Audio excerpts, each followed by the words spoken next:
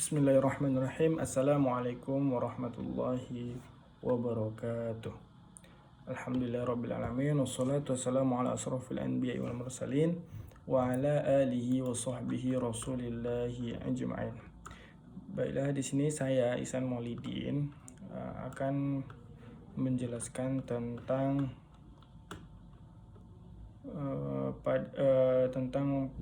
pendidikan pada masa Orde Lama dan juga Orde Baru dan Reformasi.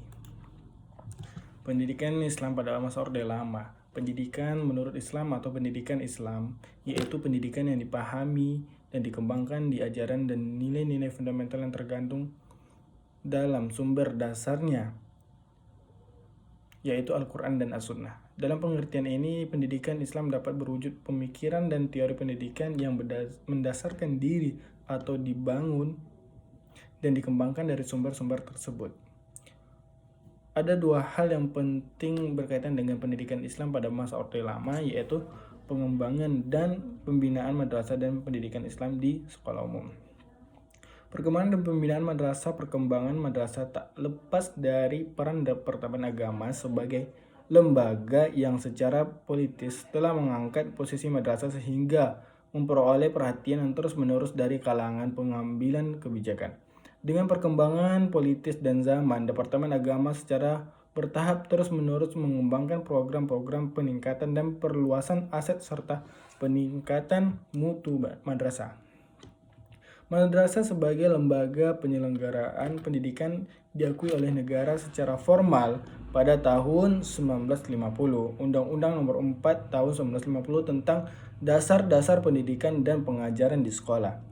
Jenjang pendidikan pada sistem madrasah pada masa itu terdiri dari 3 jenis. Yang pertama, madrasah ibtidaiyah dengan lama pendidikan 6 tahun. Kemudian madrasah sanawiyah pertama pendidikan 4 tahun. Kemudian madrasah sanawiyah atas pendidikan 4 tahun. Pendidikan diniyah dan pondok pesantren sebagai bagian dari sistem pendidikan nasional. Keberadaan pondok pesantren sebelum Indonesia merdeka diperhitungkan oleh bangsa-bangsa yang pernah menjajah Indonesia.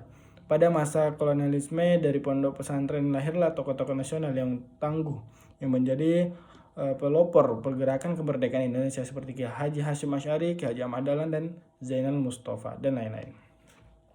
Dalam pembukaan Undang-Undang Dasar 1945 dinyatakan bahwa salah satu tujuan negara Republik Indonesia adalah mencerdaskan kehidupan bangsa. Untuk tercapainya cita-cita tersebut, maka pemerintah dan rakyat Indonesia berusaha membangun dan mengembangkan pendidikan semaksimal mungkin. Meskipun Indonesia baru memproklamasikan kemerdekaan dan sedang menghadapi revolusi fisik, pemerintah sudah berbenah diri, terutama memperhatikan masalah pendidikan yang dianggap cukup vital dan menentukan. Untuk itu dibentuklah kementerian pengajaran dan kebudayaan, dan kementerian tersebut maka diadakanlah berbagai usaha, terutama mengubah sistem pendidikan dan menyesuaikannya dengan keadaan yang baru.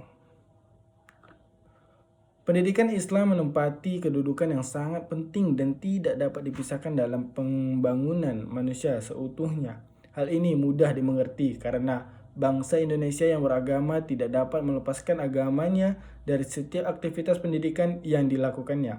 Secara komprehensif, agama bagi bangsa Indonesia adalah generator, pembangkit listrik bagi pengisian aspirasi dan inspirasi bangsa.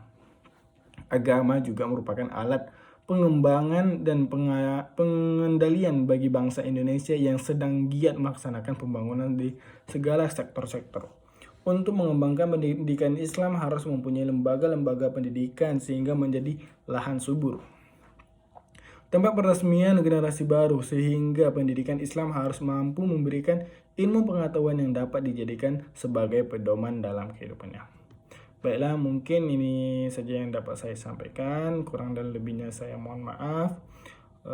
Wabillahi taufiq wal hidayah. Wassalamualaikum warahmatullahi wabarakatuh.